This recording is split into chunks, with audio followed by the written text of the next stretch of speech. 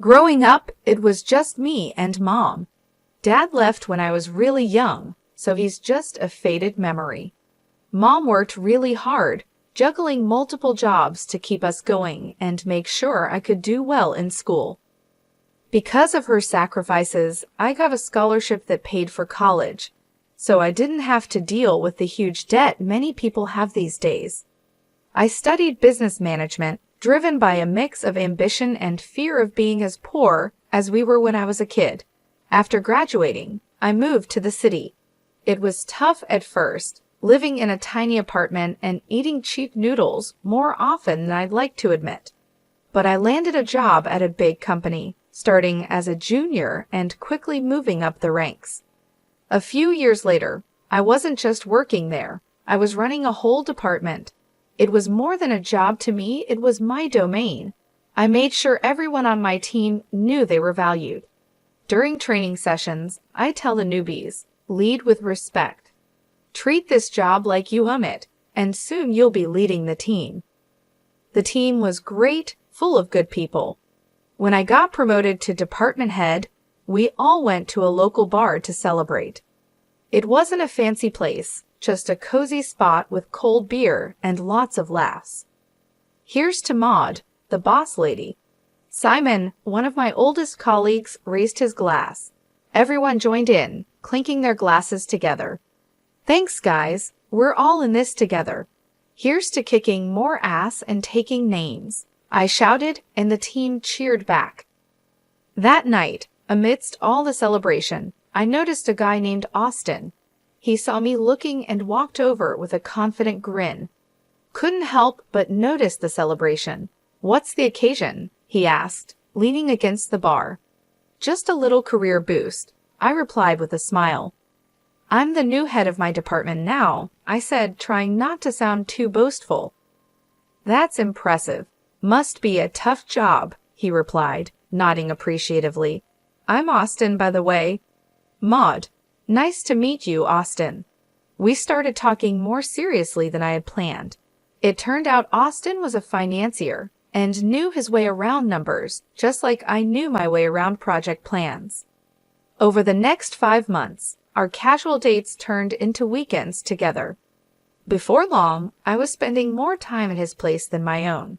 He had an amazing apartment with high ceilings, a view that made you want to show it off, and a warmth that my dingy rental couldn't match. One evening, as we looked at the city lights from his balcony, Austin turned to me with a serious look on his usually playful face. He took my hands, and I could feel his nervous energy. Maud, these past months with you have been the best of my life. I know this might seem fast, but when you know, you just know, right?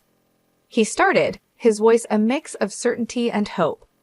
I nodded, the cityscape blurring as my heart raced. He pulled out a small box from his jacket and opened it to reveal a ring that sparkled in the light. Will you marry me, Maud? Yes, Austin, absolutely yes, I managed, my voice thick with emotion. And just like that, I was engaged to a man who truly saw me and loved all the parts of me, even the tough ones. The day I was supposed to meet Austin's parents, my stomach was in knots. As Austin drove us up to a sprawling mansion with a driveway longer than my entire apartment block, I realized they were more than well off, they were rich. Stepping out of the car, I felt the weight of the place. The house looked like something out of an old British movie, all brick and ivy with gargoyles staring down like they knew I didn't belong. Austin squeezed my hand as we walked up to the huge oak doors. You'll be fine, Maud, he whispered, but his voice sounded like he was trying to convince himself too. The door swung open, and there stood Mr. and Mrs. Michael. His suit probably cost more than my rent, and her dress was something you'd see in a magazine.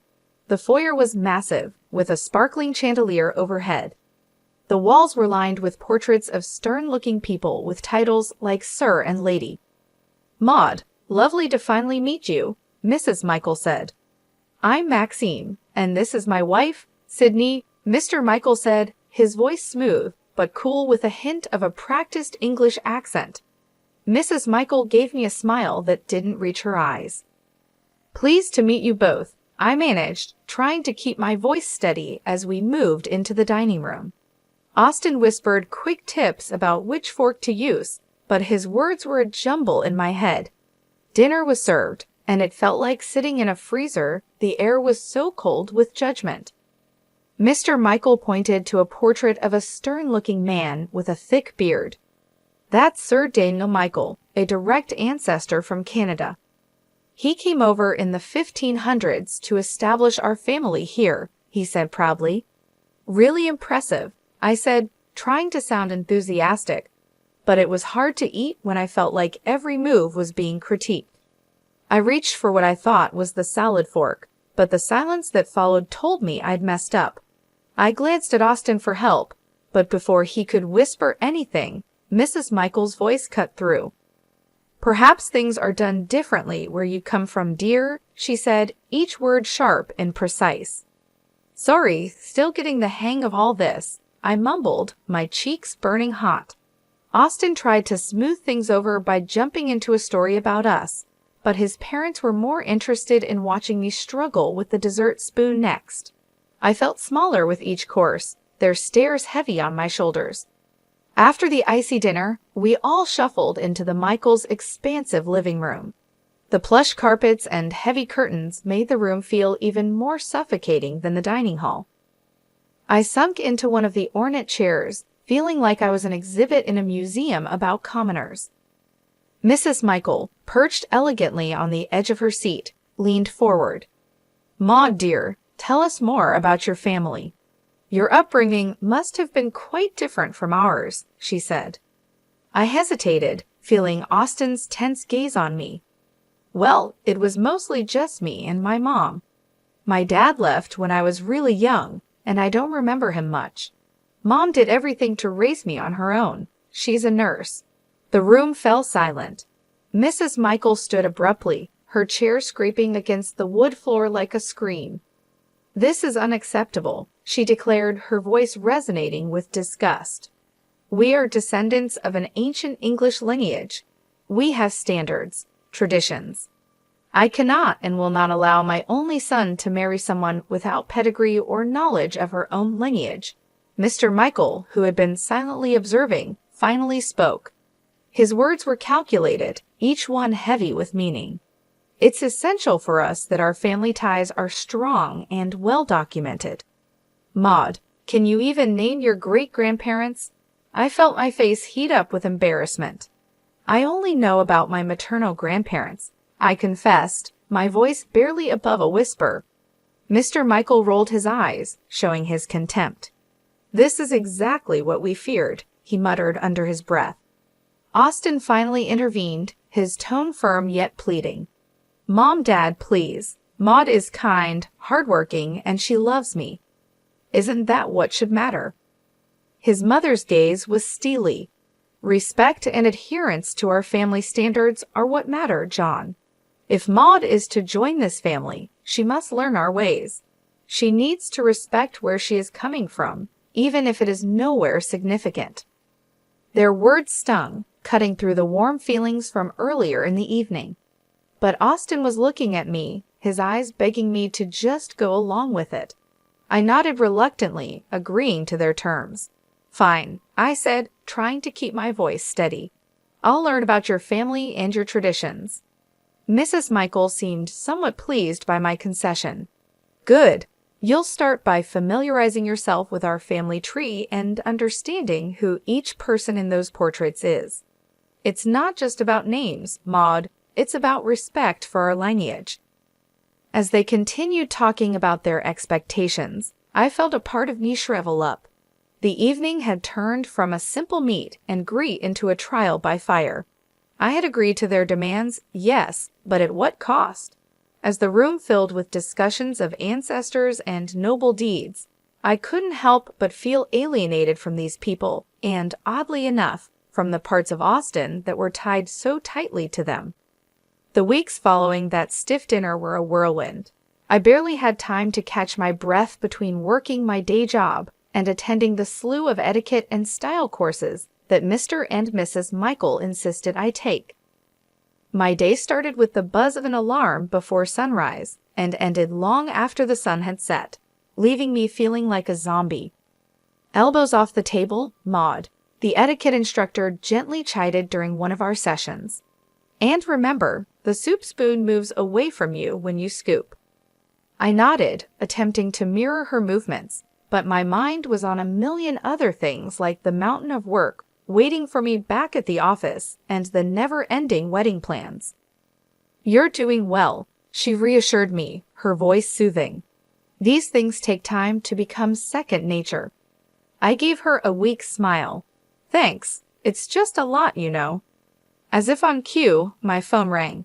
It was Mom. I excused myself and stepped outside to take the call, pressing the phone against my ear while trying to find a quiet corner in the bustling city. "Hi, Mom," I greeted, my voice more tired than I intended. "Maud, darling, how are the wedding preparations going?" she asked, her voice filled with excitement and a hint of concern. I hesitated, not wanting to worry her. "It's all good. Learning a lot. I even picked up how to waltz," I said, trying to keep my tone light. There was a pause, and I knew she wasn't entirely convinced. "You sound exhausted, honey. Are you getting enough rest? You know, all this shouldn't be so hard. You need to take care of yourself." I chuckled weakly. "I'll try, Mom, but there's a lot to juggle right now. Etiquette classes, dance lessons, work, and the wedding planning. Just remember what's important, Maud. It's you and Austin at the end of the day, not all these rules and lessons." Her words were comforting, but as soon as we hung up, the weight of reality settled back on my shoulders. I was caught in a tug-of-war between pleasing Austin's parents and maintaining my sanity. Every day felt like a marathon with no finish line in sight. Back inside, I resumed my training. The instructor's voice was a droning background noise as I practiced the proper way to hold a wine glass, pinch the stem, not the bowl, apparently. In the rare moments of downtime, I'd find myself staring at the ceiling, wondering if all this was worth it, the constant scrutiny, the endless classes, the cold looks from Mr. and Mrs. Michael whenever I slipped up, which was more often than I liked to admit. One evening, as I was about to drift off to sleep, my phone buzzed. It was Austin, his text lighting up the screen. "How was your day? Miss you." I stared at the message, my fingers hovering over the keyboard. I wanted to tell him everything, to pour out my frustrations and fears, but I held back. Instead, I typed a simple, "Miss you too. Long day but all good." As I set the phone down, the silence of my apartment felt overwhelming. Was this how it was going to be? Pushing through the exhaustion, smiling through the stress, all for the sake of fitting into a world that seemed increasingly alien to me. The big day had finally arrived. The venue was a flurry of flowers, fancy dresses, and the faces of the city's high society milling about. My stomach was in knots as I tried to keep calm. I stood in my long, flowing white dress, trying to catch my breath. My mom came over and adjusted a curl on my forehead. "Everything will be just fine, Maud," she reassured me with a soft smile. I wanted to believe her, but as soon as the ceremony began, any hope of a peaceful wedding vanished. Austin's parents were in full superiority mode. Mr. Michael greeted guests with an air of boastfulness, while Mrs. Michael quickly pointed out to everyone how they had made everything possible. As the guests settled, I tried to mingle, but Mrs. Michael pulled me aside with a frosty smile. "Maud, dear, make sure our friends are taken care of.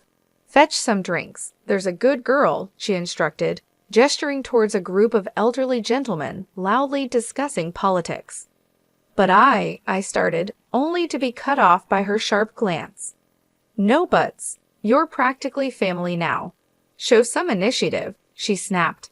Reluctantly, I carried trays of champagne and hors d'oeuvres between tables, my dress trailing behind me.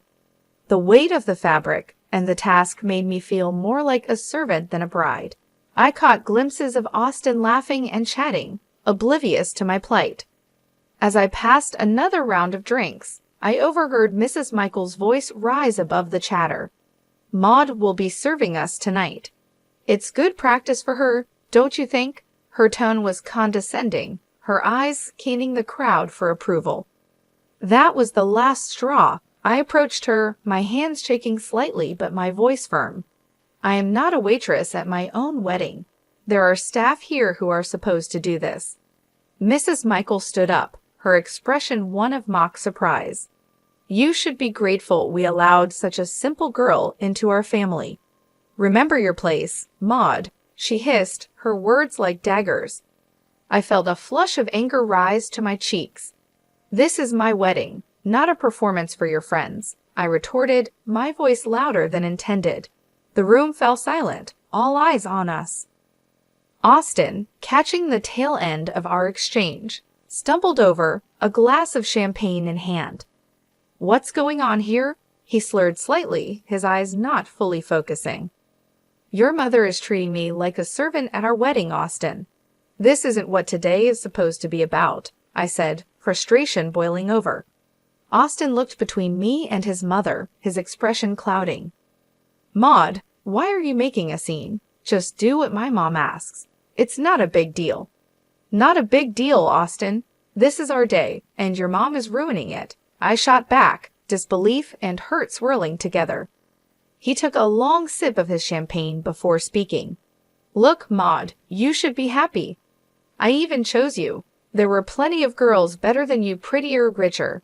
You're making a fuss over nothing." The words felt like a physical slap. I recoiled, the realization hitting me hard. The man I loved, the man I was about to marry, didn't see us as partners. To him, I was just another accessory, something to fit into the perfect image his parents wanted. As I clutched my bouquet tighter, feeling like I might crumble right there, my mom came over. She took one look at me and wrapped me in her arms, the kind of hug that seemed to hold the world at bay. "Honey, do you love this man? Do you really want to marry him?" she whispered, her voice filled with worry. I shook my head, barely able to speak. "No, Mom, I can't do this. I don't want to." Mom nodded, her jaw set in that determined way I knew so well. She gently took the bouquet from my hands and guided me to a chair, her touch reassuring. Then, with surprising sprightliness, she approached the DJ, asked for the microphone, and turned to face the gathered crowd. "Ladies and gentlemen, may I have your attention, please?" Her voice, clear and steady, cut through the murmurs, drawing every eye in the room to her. There was a hush, the kind that precedes a storm. She took a deep breath and turned to face Mr. and Mrs. Michael directly. "I have something important to share about truth and pretense," she began, her gaze unwavering. "I went to the same school as Maxime and Sydney Michael. Back then, they didn't carry an English accent or boast of noble blood. Their families were hardworking folks, just like ours." A murmur rippled through the crowd. "Maxime's father was a mechanic, and Sydney's mother served tables at the local diner." She paused, letting the words sink in. "The portraits, the accents, the surname, they bought them all to craft a past that would hide where they really came from." The room erupted into whispers, guests turning to stare at the Michaels, their faces a mix of shock and disbelief. Mrs. Michael stood up, her face red, the facade of aristocracy melting away. "That's preposterous. But my mom wasn't finished. "To think that you would stand on these fabrications and look down upon my daughter, judge her worthiness based on a lie. Maud is worth 1,000 of your false titles. She is real, something you've long forgotten how to be." The guests were now openly murmuring, their looks of fascination turning to disdain as they gazed at the Michaels. Mr. Michael tried to speak, his accent slipping into something less refined and more desperate.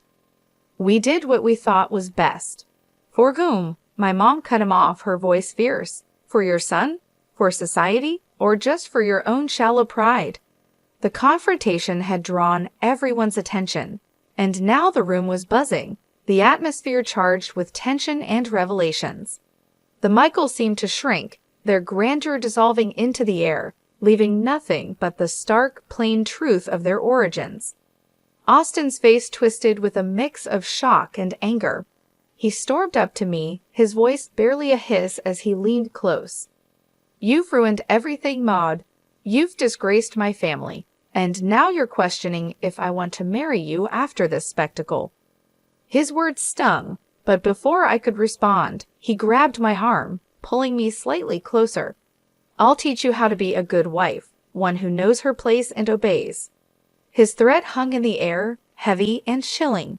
I pulled my arm back with all my might, stepping away from him. The room was dead silent now, everyone's eyes on us. This was the man I had intended to marry. This was the family I was about to join. No, this couldn't be my life. I took a deep breath, my mother's earlier strength flowing through me. "There will be no wedding," I announced loudly, making sure every guest heard. I regret that I ever considered marrying someone who truly matches the arrogance and deceit of his parents. Murmurs filled the room, some of shock, others of support. Austin stood there, mouth agape, as if trying to catch the words and stuff them back into my mouth. My mother came to my side, her presence a comforting shield against the chaos. Together, we walked through the crowd, our heads held high. In the weeks that followed, news of the Michaels' disgrace spread through the city. Their fabricated lineage and high society standing crumbled like a house of cards in a breeze. People who once revered them now crossed the street to avoid their shame. They sold their mansion and moved away, seeking a fresh start where their past wouldn't haunt them. As for Austin, I realized I was free from a life of lies and manipulation. I began to find myself again, living a life where I didn't have to pretend or fit into someone else's mold. My mom and I grew closer, and I discovered that real happiness comes from being true to yourself. I heard bits and pieces, rumors of Austin's downward spiral, of nights spent at bars trying to drink away the scandal. I didn't know if they were true, and frankly, I didn't care. He had shown his true colors, and they were too dark and twisted for me to ever want to look back. "Thank you, Mom," I said to her one evening as we sat in our modest living room, a stark contrast to the opulent falsity I had almost married into. "For everything, for being there, for standing up for me, for helping me see the truth before it was too late." She took my hand, squeezing it gently. "I'll always be here, Maud. You're my daughter, and I raised you to be strong and true. No man, no family can ever make you less than what you are." We sat there, the TV chattering in the background, a normalcy that felt refreshing. I had lost a fiancé but gained back my life, my self-respect, and more importantly, my future. After the whole wedding debacle, going back to work felt like walking into a sanctuary. My colleagues who had heard about the chaos were nothing short of supportive. "Maud, you dodged a bullet, girl," Simon said as soon as I walked into the office. He was leaning against my desk, a steaming cup of coffee in his hand, which he handed to me as a peace offering or maybe a welcome back gift. "Thanks, Simon. Feels good to be back," I replied, taking the coffee and savoring the familiar bitter warmth. And yeah, that bullet was more like a cannonball. "Anyone who makes you serve guests at your own wedding is no husband material. You deserve way better, hun," Sabrina chimed in from her cubicle across the way. I smiled, grateful for the camaraderie. "I think so too. It's nice to be back where I'm appreciated for what I do, not for the family I might have married into." As the days turned into weeks, the support from my team didn't waver. It was during this healing time that I met Andrew. He was a friend of a friend, nothing fancy about his background, just a genuine guy with a quick smile and an easygoing attitude that was infectious. We met at a small get-together, just a few friends hanging out on a Saturday afternoon. He was there, laughing at something silly when I walked in. "Hey, you must be Maud," he said, standing up to greet me. "I've heard a lot about you. All good things, I promise." "Thanks, Andrew. I hope they didn't embellish too much," I replied, trying to match his easy demeanor. We hit it off instantly. His family was the polar opposite of the Michaels. The first time, I met Andrew's parents, and they welcomed me with warm hugs and genuine smiles. "Maud, "We're just glad Andrew found someone who makes him so happy," his mom said, pulling me into a hug as soon as I stepped through their front door. It was refreshing, the simplicity of it all. No pretenses, no demands, just mutual respect and acceptance. Andrew and I weren't rushing anything. We were taking our time getting to know each other beyond the surface level. We enjoyed long walks, quiet dinners, and endless conversations about our dreams and goals. I found myself relaxing in his company, appreciating the normalcy and ease that marked our growing relationship. It was a stark contrast to the pressure and expectations I had faced with Austin and his family. Back at work, things were also looking up. My colleagues continued to be supportive, and the office felt like a second home. One day, my boss called me into his office. "Maud, I just want to say we've all noticed how you've handled everything. It's not been easy, but you've managed to keep your performance top-notch." I nodded, unsure where this was leading. "We think it's time for another promotion. You've proven you can handle just about anything, and your leadership has never wavered." Leaving his office, I felt a surge of pride. With a new relationship developing, a career on the rise, and the respect of those I cared about, I was finally in a place where I felt I belonged. It was a complete turnaround from the chaos and heartbreak I had experienced with Austin and his family. Andrew's family continued to welcome me with open arms. Every visit to their home was filled with laughter and warmth. His parents would share stories from Andrew's childhood, and we would all sit around the kitchen table, enjoying simple, hearty meals. I felt like I was part of their family, and the feeling was mutual. They appreciated me for who I was, not for some image or status. At work, I took on new challenges and responsibilities with confidence. My team respected my leadership, and we achieved our goals together. The promotion brought new opportunities, and I embraced them, knowing that I had the support of my colleagues and superiors. As the months went by, Andrew and I grew closer. We celebrated our small milestones, like the first time he met my mom and the first holiday we spent together. Each step forward felt natural and right. There was no rush, no pressure, just a steady building of a strong, loving relationship. One evening, after a particularly good day at work, Andrew and I were sitting on his couch, watching a movie. He turned to me and said, "Maud, I don't know what the future holds, but I know I want you in it." I smiled, feeling the truth of his words. "Me too, Andrew. Me too." It was in that moment that I realized I had found what I was looking for, not just in a partner, but in life.